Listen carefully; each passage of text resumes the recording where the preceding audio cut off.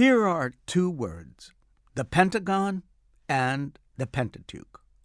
What's the connection? Well, the Pentagon is a 5-sided building in our nation's capital, and the Pentateuch, also known as the Law or Torah, comprises 5 books: Genesis, Exodus, Leviticus, Numbers, and Deuteronomy. So, the name of today's feast, Pentecost, must have something of the number 5 in it, right? Well, yes, in fact it does. It is the Greek name for the Hebrew Feast of Weeks, or Shavuot in Hebrew.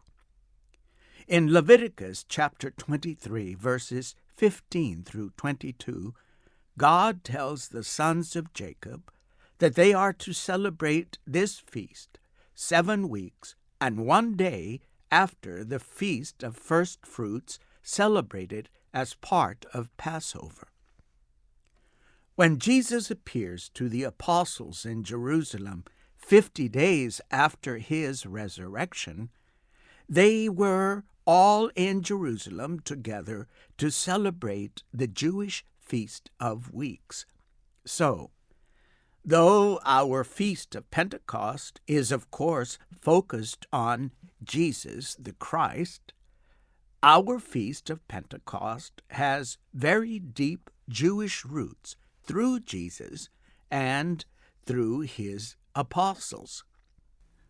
The book of Acts, chapter 2, verses 1 through 11, describes the experience of the apostles of the pouring out of the Spirit of God upon them, just as Jesus had promised them. Now, several things to notice about this passage.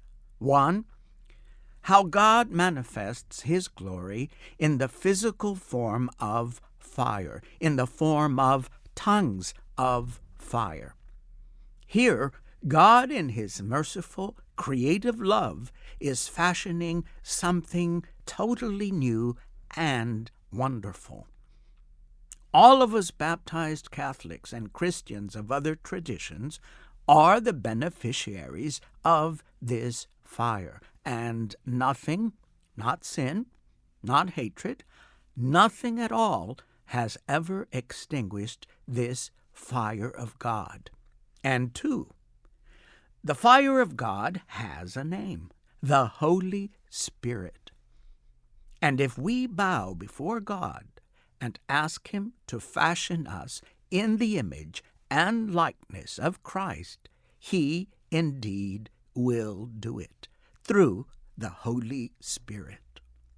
But we will have to relinquish all our unhealthy attachments, anything and everything that is not of God, including fear. As the first letter of John, chapter 4, verse 18 says, "There is no fear in love, but perfect love drives out fear, because fear has to do with punishment. And so one who fears is not yet perfect in love." Now, take a good look at what happens in today's gospel passage from John, chapter 20, verses 19 through 23. Exactly 50 days after the passion and resurrection of Jesus, who is our Passover, Jesus appears to the apostles where they were gathered in Jerusalem, but behind locked doors for fear of the leading religious authorities.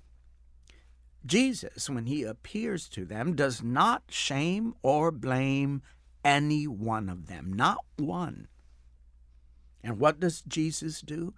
He greets them in his resurrected state with shalom, peace be unto you all. And he breathes upon them. This breath of Jesus upon them is the very Holy Spirit of the Father, the holy breathing of God that gives form and being to all that we are, to all that we know as this world and all that exists. So, The Father, through His Son, is now creating, forging a family that is to go out into the world and proclaim and live in the redemptive love of the Father, the love that redeems and heals and unites, and yes, a love that expresses and communicates God as He is here and now, as God has always been and will always be. My brothers and sisters, on this great feast of the fire and love of God, Pentecost, may the Spirit of Christ Himself dwell in you, and may your lives be full of Christ. Thank you.